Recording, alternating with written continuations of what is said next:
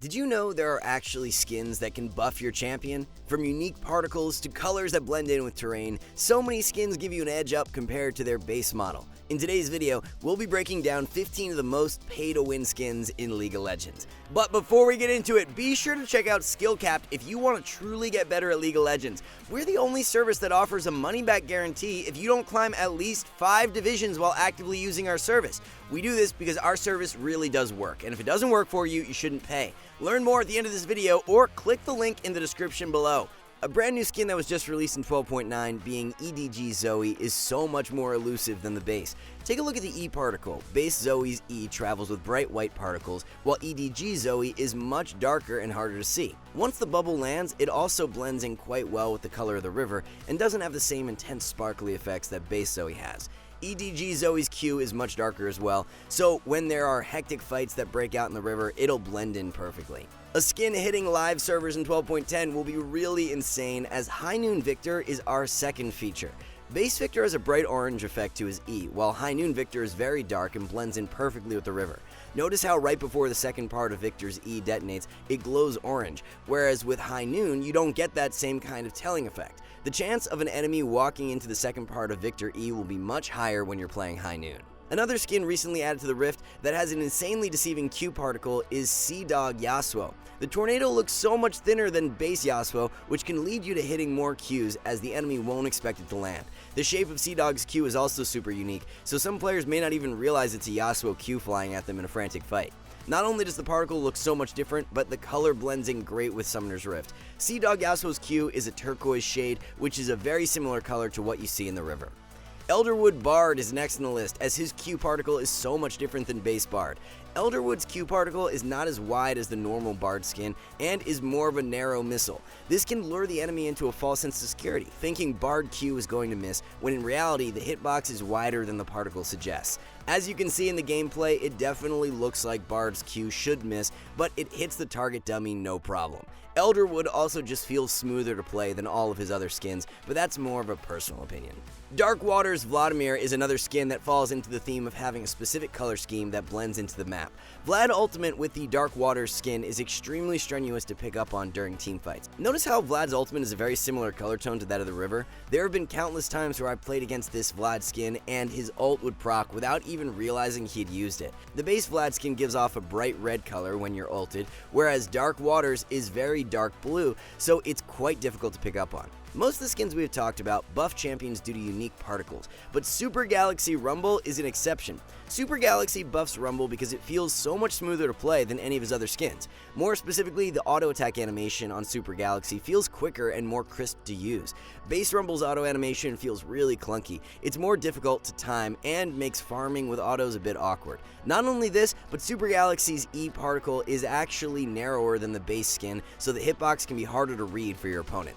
Elementalist Lux with the water theme can be super tough to read, especially in regards to her E.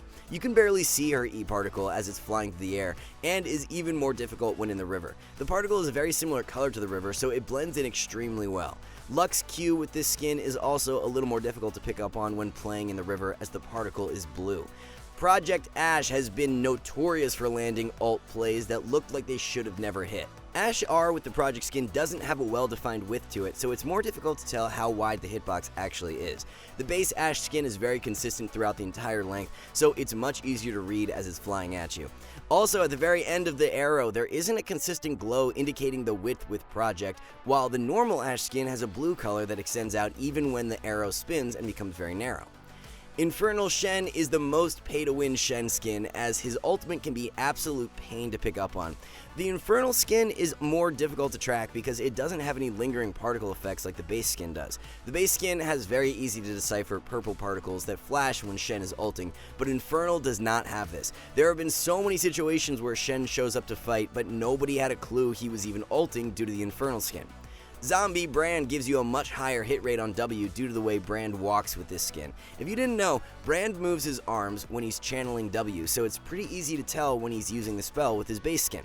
Brand is always flailing his arms around with the zombie skin though, even when he's not using W, so it's way harder to tell when he's actually using the spell. It also just feels like the Brand W animation is much faster when using the zombie skin.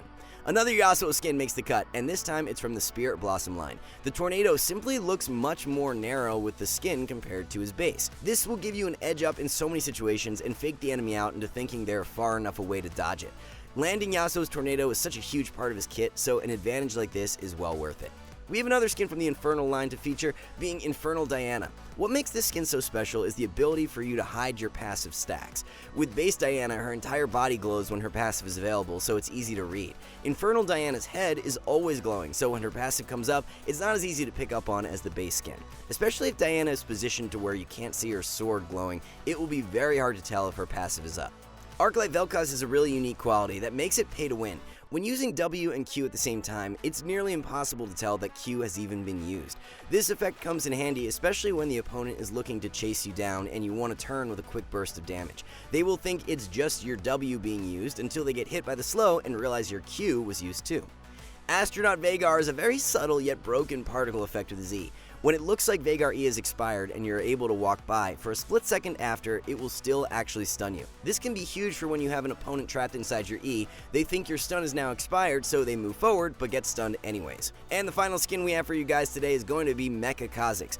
Mecha Ka makes it so much easier for you to track which enemy is isolated, as they will have a flashing red target with arrows around them. Some Kha'Zix skins are honestly pay to lose, as many of them give off a very faint isolation indicator. There is also a distinct sound that goes off when an enemy is isolated with Mecha Ka, so that makes it even easier to track isolation. Alright guys, before we wrap this up, let's tell you a little more about SkillCapped. So, we offer a 5-division rank up guarantee, and think that's a pretty crazy thing to offer. It's like a gym membership guaranteeing you'll get ripped. Your local gym would go bust if they offered that, right? Not us. We've offered this for years because our service really does work. It works so well, in fact, that we're able to produce by far the largest catalog of premium league guides on the internet. We add over 20 videos a week, with over 1,600 guides curated into over 100 courses no one can compare. We've also sent challenger players into ELO Hell 714 times and counting, where they commentate how to carry live. They also respond to all questions asked. Sign up today for as little as $6.99 a month if you are serious about improving. So there you have it guys, 15 of the most pay-to-win skins in League of Legends. Now of course there are other skins that could have been featured as well, but just didn't make the cut, so be sure to let us know in the comments below which skins you think are pay-to-win. Thank you guys so much for watching, and we'll catch you back soon.